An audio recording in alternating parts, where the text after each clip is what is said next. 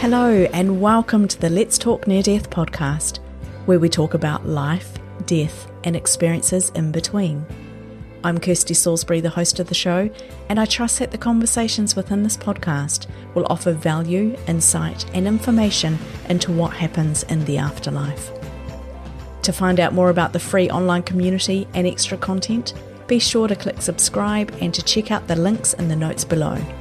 And now, let's get into today's episode.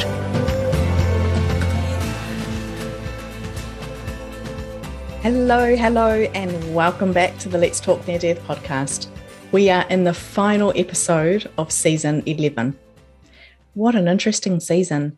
I don't know about you, but I've learnt loads. My heart is full, and I just have so much gratitude for everyone who has been a part of this season and made it happen. So we've been talking about after-death communication. I've spoken with some of my everyday friends. I've spoken with people who I'm connected with online and social media.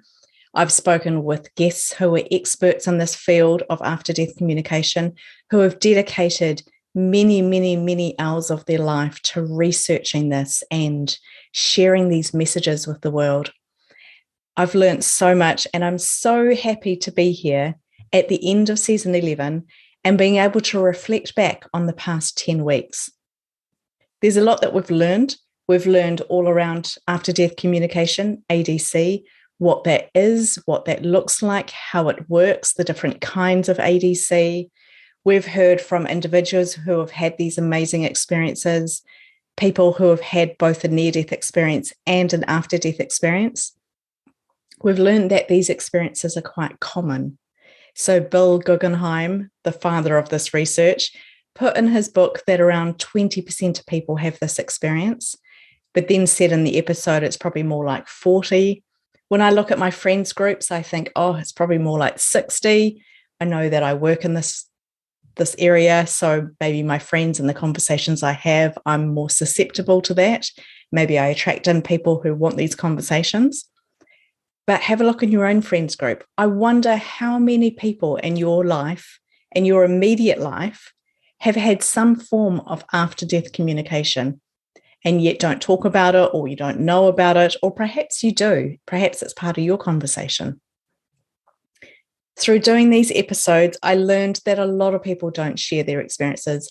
A lot of people put it down to, I was dreaming, or I was just waking up more than dreaming, that it wasn't really real, that I imagined it. Some people know for 100% that it was real, but don't quite know what to do with it. So it's better just to park it over here and not really talk about it. Some people felt very much that they would be persecuted, or they would be considered a little bit unstable if they shared about their experiences. Children, we had quite a few people here who have had experiences as children. Were told just to keep that to themselves when they told their parents about it. Don't tell anybody else about it. Don't talk about it. It became something which became a closet conversation where we put it away where nobody would see it. And yet they're happening to probably 40%, if not more people every day. So I was blown away by how common they are. I was blown away by how beautiful these experiences are. They are often messages of love, of I'm okay, you're okay, we will be okay, everything's okay. And it funnels back to one of my foundational thoughts of none of this really matters, that we're all okay. And actually, if we live with intention, we can't really go too wrong. So lots of beautiful, beautiful messages that came through. Now, I know that some of you are really interested in the ghost stories, and I'm going to include some in this episode because one of the questions that I had as I went through these episodes and having all these amazing conversations, I mean, my brain, you know what it does. If you listen regularly, you'll know that my brain just goes off all over the place. But I was questioning, at what point is it after-death communication versus a ghost encounter or a paranormal encounter? Where's the line from I saw an apparition or I had a dream to I saw a ghost to what's the difference between a visitation that's spiritual to a ghostly encounter that's paranormal? I don't know how to explain that any better. As you know, I struggle with that because my brain is just so full of ideas and concepts and pathways and things I want to explore. So I'm not going to park the ghost thing over to one side and not share it with you, because as I went through these conversations, it was very evident that people were having these ghostly encounters. Some of them were terrifying. Some of them were quite enjoyable, quite nice. And I'm not quite sure where this leads the conversation next, but I wanted to share some with you. So I'm going to include some little snippets. Some of them are the same people who were here in episode 1 in the compilation that I did. Some I've taken out of some of the episodes that I've done throughout the season. I'm going to read some because since I put out episode 1, I have had so many emails coming in of this happened for me, I had this encounter, or I saw this, or whatever it may be. And I love getting these emails. Thank you so much if you emailed me. It encourages me greatly. And it also helps me to understand that the messages are touching the mark somewhere, that they're landing in the right place. Because as I sit here, I really do not know what I'm doing. As I start recording these episodes, I never know what's going to come out of my mouth. I never know what's going to happen in my brain. And I never know where the conversation's going to go. So by dedicating an entire season to talking about a topic that I really didn't know much about was a little bit scary. And I hope that it's been helpful. From what I can tell, it's resonated with people. And I'm grateful for all the emails and all of the touch points that people have had saying, thank you, this has been important. But not just that, this happened to me, but I haven't been able to share it with anyone. So I'm going to start by sharing some little ghostly stories. This is the warning. If you don't want to hear ghostly stories, now is the time to push stop on whatever device you're listening on. Come back to this one a little bit later if you want to.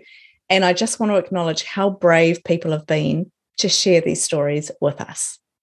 Okay, so let's start with, I'm going to start with maybe why we don't share these experiences and take a couple of little snippets as to why we might not be so open to talk about our ghostly encounters.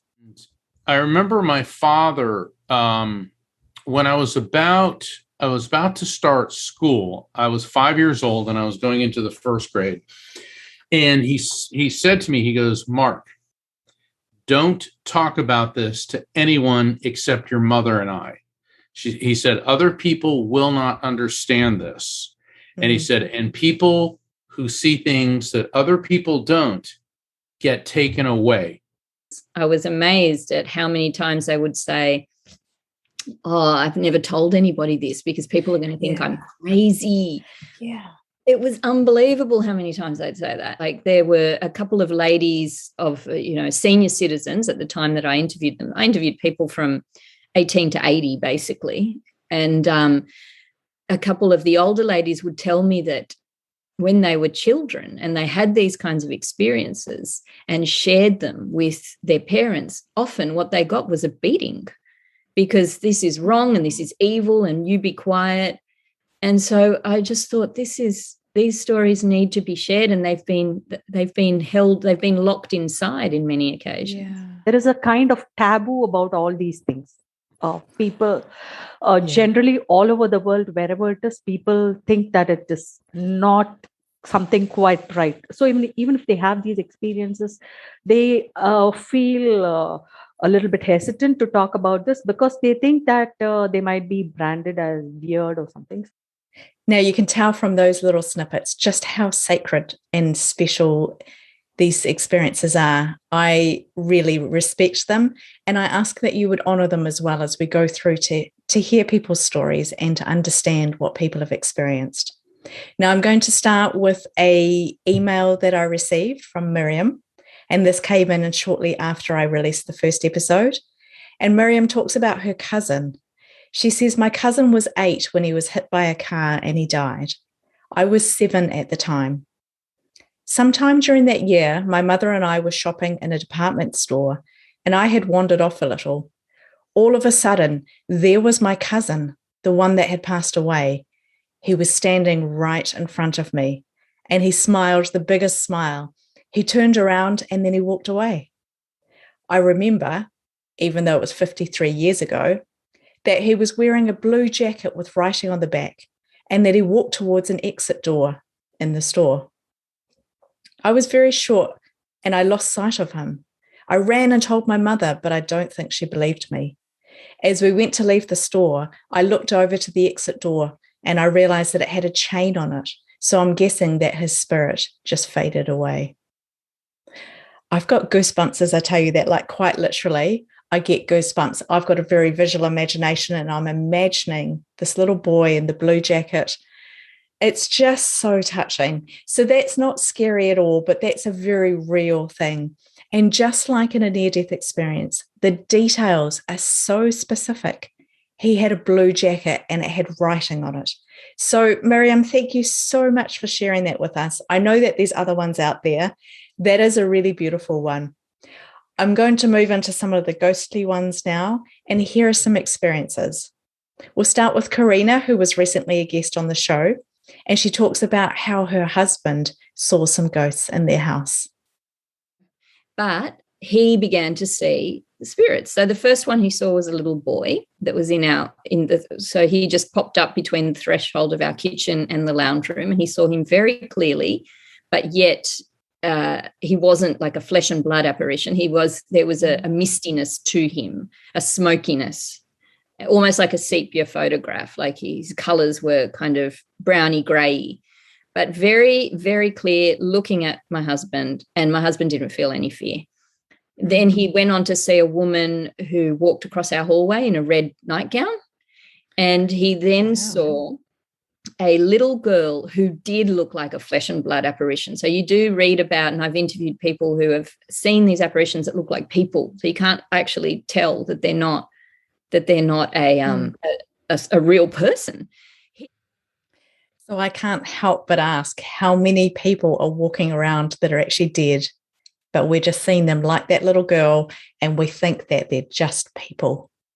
How many people are walking around who don't know that they're dead? So many questions. What I've learned from chatting with so many people and them sharing their stories of ghostly encounters is that there are, just like Karina explained there, different levels of ghostly encounter in terms of whether the body, it looks like it's a human, whether it's translucent, transparent, whether it's like a mist. There's all sorts of different words that are used to describe it. And it seems that many ghosts have a whiteness about them or a mist about them, some way to differentiate them from everyday people. I find it interesting. Other ghosts, it's not the full body. Have a listen to this. I'm sitting there just zoning out, and I could see this white mass beside me. And I'm thinking, what's that white mass? I don't know what that is. That's really weird. And then it moved, and I tried really hard not to move, but my eyes moved with it, and it stood beside Calvin Cruikshank. And he stopped in the middle of this recording, and he said, "Wait a minute, what are you looking at?"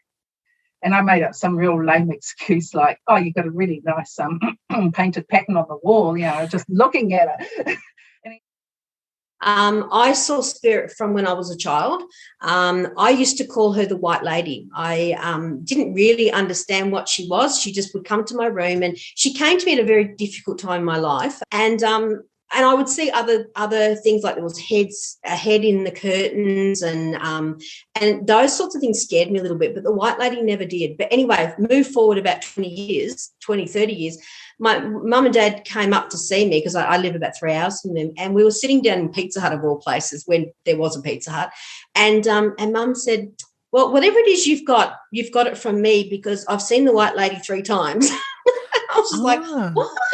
But mum knew who she was, and she was my aunt, a great aunt, because mum recognised her, whereas she died when I was a baby, so I never recognised her. So one night I'm walking through to go to the bathroom, and as I'm coming back, there's a shimmer just beside, on the other side of the store. So I walked between the door and the shimmer, so it's on the fireplace side, and it caught me by surprise, and I stopped, and I went, "Oh, hello." And I walked off again, and I went to the bedroom and said to my husband, "I've just literally seen a ghost." There's varying degrees of some sort of contact. To see somebody materialize in front of you in part is not unnerving. We went up to the family batch up north after Don had died, which was my husband's father, several years later, and the house next door had been sold by his sister. She inherited that. And when we were there, I was in the kitchen, and I opened up the pantry and I shut the pantry, and he was right in front of me. But it was only like half a body. But I didn't focus on that. All I could see was his face and the upper part of his body right in front of me. And I thought, I don't know what that's about. But that was several years after he died, and I still don't know what that was about. Is that frightening? No, it wasn't. It gave me, I was shocked because I didn't expect it. But it wasn't frightening. None of these encounters have ever been frightening, apart from my dad being really angry in my dreams. You know, who isn't afraid of your parents when they're angry? The one that terrified me was the male head that would just appear between the curtains. That one's terrifying. That scared me. And I don't know who that was. I don't even know if it was family or if it was just that I was at the age where I had no idea how to switch this off. I love how Beth says, I don't know what that was about. I don't know what that's about either. But interesting that they weren't frightening experiences for her, because I don't know, for me, I mean, they sound terrifying, but that's because I'm a bit of a spiritual wuss. So it's interesting that often it's just one body part. I've heard about this, and I go into YouTube videos, I go down rabbit holes. I've heard of where only part of the person presents himself, and it's usually from the waist up generally, or a head or something like that. Now, it was Mark Anthony way back in the early episodes. He talked about frequency, and he talked about how the spiritual realm come down in their frequency, we come up in our frequency, and then we can meet. And that's where that level is the place where we can communicate. And he also talked, I believe it was him and possibly one other guest, possibly Jennifer, talked about how much energy it takes for them to come and meet with us, for the spiritual side to come and meet, and that maybe it's taking so much of their energy just to appear that they just appear the head up. Because I think if you saw like the bottom half of the body, that would be not only terrifying, but quite unusual. So we relate to heads. When we look at people, we look at faces. That's where our connection piece is, through the eyes, through the mouth, the smile, through facial recognition. So I think that possibly it takes so much energy for them to appear in our realm that it's like, well, I've got the head and I've got the shoulders, and that'll be enough. That'll do. I'll just show them that part so they recognize me. Or they come as the mist, the light mist, because that's a lot of energy to get that far through, to get that much here in this realm. I don't know, like, I'm just telling you some of my thoughts. I'm sharing with you some things that I've learned through the conversations. Who knows what's true? Who knows what's real? But it's exciting to have these conversations and find out a little bit more. So there are some other ones. We have ghost stories where places are haunted, where lots of activity happens around certain places. I'm going to go back to Beth and hear one of the stories and the experiences that she's had. We used to go to Watapu, Peter and I, we used to go to Watapu once a year, I think it was, when I was first going out with them. So like we were reasonably young, in our 30s. And we were going through the honeymoon period, I guess. And there'd be a group of 50 or 60 of us that would go up and have a big dinner, a big roast dinner and things like that. All have drinks and get along. It's quite a social event. One night we were in the Honeymoon Suite, which is in the original house that's there, and you go up the set of really narrow stairs, and they're not long. And we had the bedroom on the left as you walked up. I can't remember if there was a room on the right. That's irrelevant. And bedroom on the left. And that was called the Honeymoon Suite because we were, according to our friends, honeymooners. So we went up there and we were in bed trying to get to sleep. And the room, after a little while, just went cold because, we were chatting away and stuff.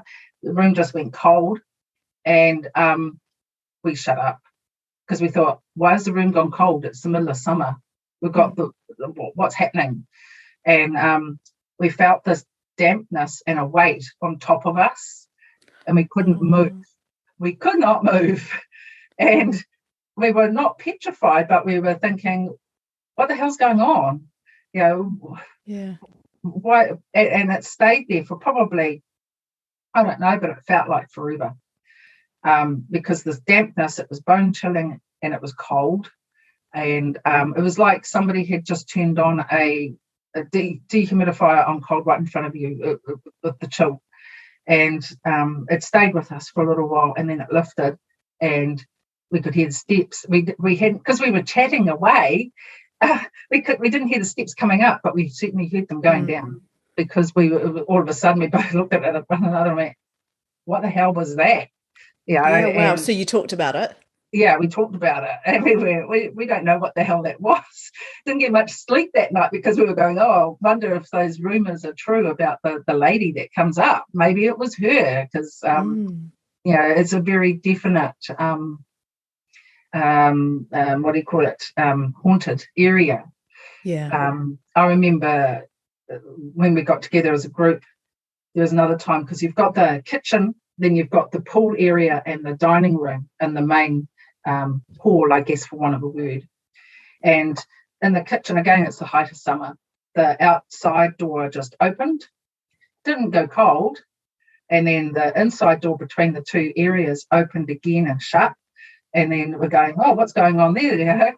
And then the very end door up to the old house opened and shut again. And that happened on a regular basis.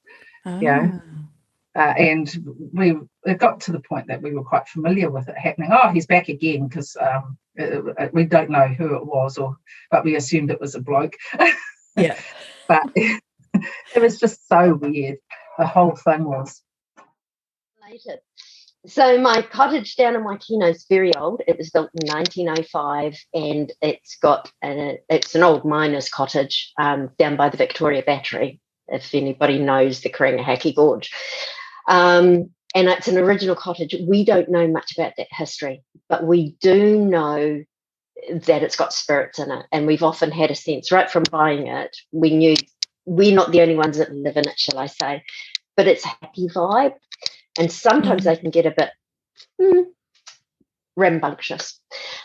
Anyway, one night, and there's a particular room where it is, and it leads into the dining room area, which we have to walk through. It's only a tiny cottage, but we walk through the kitchen and the bathroom. So one night I'm walking through to go to the bathroom, and as I'm coming back, there's a shimmer just beside, on the other side of the door. So I walk between the door and the shimmer, so it's on the fireplace side. And it caught me by surprise, and I stopped and I went, oh, hello. And I walked off again, and I went to the bedroom and said to my husband, I've just literally seen a ghost. Wow. Scary, right? To think that there could be anything going on anywhere. I have heard a lot of stories where places are connected to activity. I'm going to call it activity. And then you get people who call themselves ghost hunters, who go and stay in these places where there's increased activity, where there's lots of stories of experiences happening.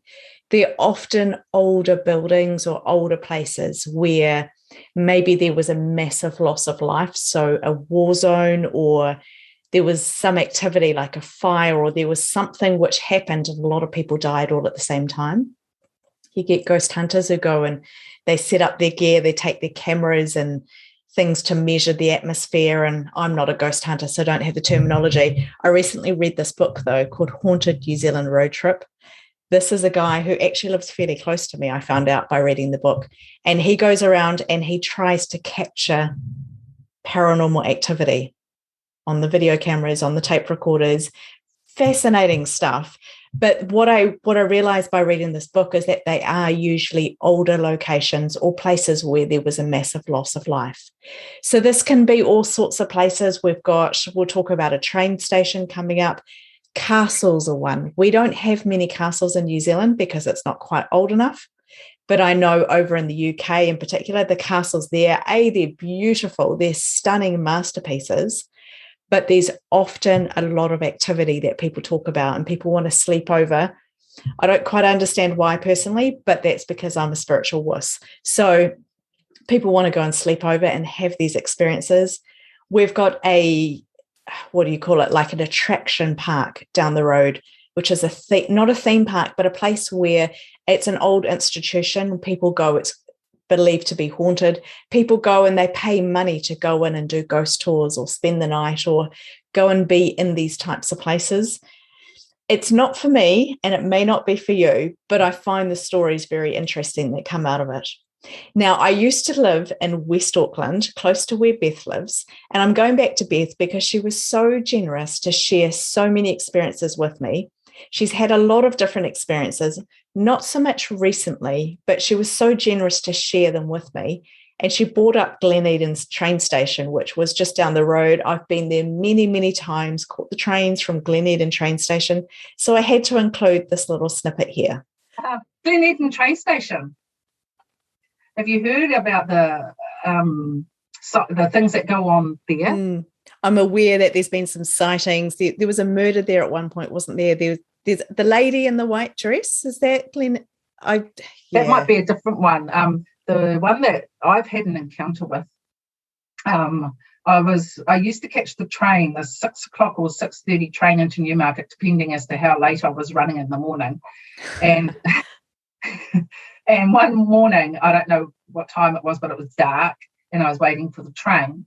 And I turned around to look into the cafe and they had, I think because it was reasonably dark, a timetable of the trains. And they also had a timetable of the old Western style timetable and the trains used to go through. And I saw this fella in there and he was in, hat on, like a hat. And he had full, what do they call it? Wet and dry, dry as a bone coat that they used to wear, and he had boots on, and he's wandering around, and he was just looking at the timetable, but more the older timetable, and just wandering around. And I didn't think anything of it. I thought, well, that's a bit weird because I can't see how you can get in there. And there was, as far as I'm aware, and I can only attribute it to this because his clothing styling was so very old Western. There was a guy that worked at the Glen train station before it got moved to its existing area. In the old days, they used to have the mail being brought either into town or back, I can't recall. And it used to have a big hook on the outside of the train. And he got caught in the hook and he died. Yes, no, I have heard this story. Yeah.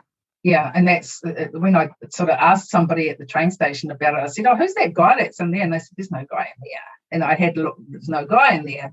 And when I described it to them, they said, oh, that sounds like so-and-so, who was the guy that got beheaded by the hook. Wow. But, that at the time opened up the whole conversation on the train into work of how the train used to bring the cadavers in from the city, and then they used to all get buried at Waikimiri. And it was an interesting conversation, but that was probably well before I started seeing people properly. So it probably would have been about 1995, 96.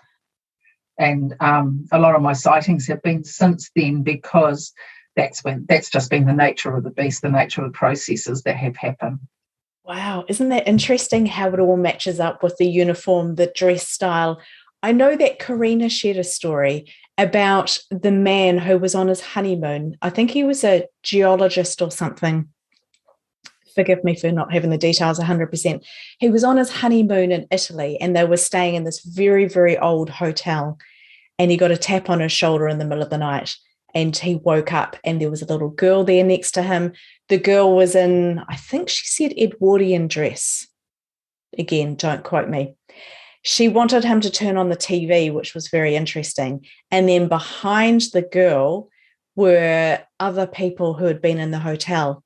And then when they went downstairs and talked to the staff, it turns out that the girl's photo was up on the wall, that there was a painting or a picture of her, and she was connected to the hotel. So very much confirms this belief that spirits connect with physical places, and maybe it's where they lived, maybe it was just they had some affinity to the place, some connection to the place, but it must be quite hard, even in a spirit body at times, to let go. Brings me right back to the question to what is the line between after-death communication, a spiritual experience, to having a ghostly encounter or a paranormal experience. I'm going to go back to Christine, who talked about her cottage down in Waikino, which is another beautiful place here in New Zealand. She talked about how she had got up to go to the bathroom. She had quite literally seen a ghost, went back and told her husband, "I've just seen a ghost." And she shares how this was a really meaningful, beautiful experience and what she learned. To the bedroom and said to my husband, "I've just literally seen a ghost," which he was quite excited about and talked to me about. It left an impression in my head, and that's the quite exciting thing. So while I saw a shimmer, he's left a clear impression. And his name, two names came to mind. It was John George. I think that was his name, John George. And he was dressed in a waistcoat and a cheese cutter, the flat cap. Yeah. Sort of, I would imagine, around early 1900s time. He was friendly enough. And, that's the nice thing. There's no inconvenient ghosts, I guess we can call them. But we don't have just one. Sometimes we have children come and talk to us. But it's the house has an entire happy sense. But it's the first time I've seen one, which I was quite excited because I've always wanted to see them. That's something I'd like to hone more. But yeah, so John George is now a part of our cottage, and I'd love to know his history. Yeah, wow. Have you ever thought to look it up? Is there any history? Is there any way to track who lived in the house? Or I don't know. We've done a recent history, but a lot of the records seem to have been destroyed.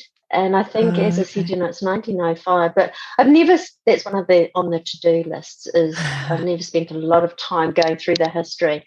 But it's definitely one of those houses where if you look at older topographical maps, you can see our cottage. So, it's been there for a very, very long time. Wow. I love it when Christine talks just how reassuring these visitations seem to be, that they're not threatening, they're not scary. And I know we've shared a few today. To be fair, out of many of the stories that were sent to me, a lot of them aren't threatening. A lot of them aren't scary. Sure, there were the heads, the curtains, and the bodies where they're not full bodies. But most of these experiences have been reassuring, to still have an element of love in them, to bring healing of some sort. Now, there's one question that didn't really get answered.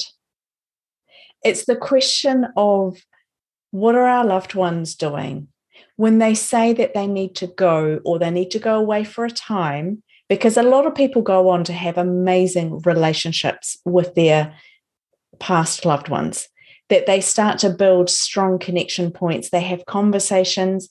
Whitley Strieber jumps out as the example of the one that I've interviewed on the podcast show, where when his wife Anne died, they wrote a book together. I also know Stephen Simon. He is in films. Very, very similar experience of having that ongoing relationship. It's just amazing. And I wonder what that's about.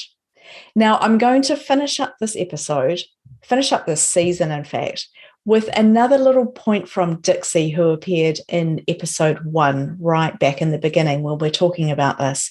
And she talked about her relationship with her husband who had died. He died quite suddenly, and what that journey's been like. And then she shares today how it came to the point where he had to go away. And I've heard of this so many times, that we might have these experiences, but at some point they then need to go and do their own thing, whether it's go on, do their own work, or leave us to live our life fully here.